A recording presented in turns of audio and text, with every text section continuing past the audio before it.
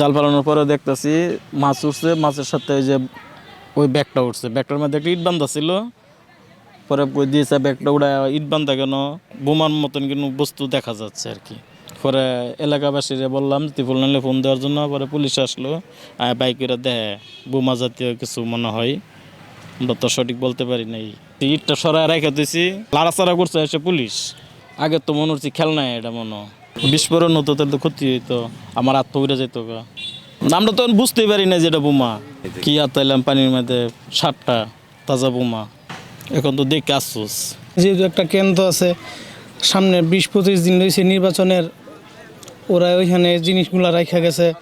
আমাদের ভাগ্য ভালো, মাছ তুলতে গেছিল সকালে, তারপর যারা মাছ তুলে তারা এইগুলা পাইছে সকাল 9টার দিকে।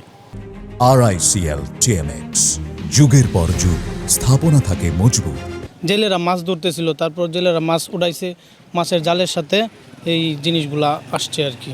আমাদেরকে ওই যৌথ বাহিনীরা কাছে যাইবার জন্য দিছে না, আইন শৃঙ্খলা বাহিনীর সাথে সাথে আইসা পড়ছে, আইসা এলাকা ঘেরাও করে দিছে, সাধারণ পাবলিক কাছে যাওয়ার জন্য দিছে না। পুলিশ প্রশাসন লোকজন সব, যৌথ বাহিনী, মিডিয়া সব লোকজন চলে আসছে এখানে এলাকায়। যেহেতু কলেজ সামনে, স্কুল সামনে, তো এখানেই যে ঘটনাটা ঘটছে, এটা তো সবাই এলাকার ত্রাস সৃষ্টি, সবাই আতঙ্কেই আছে।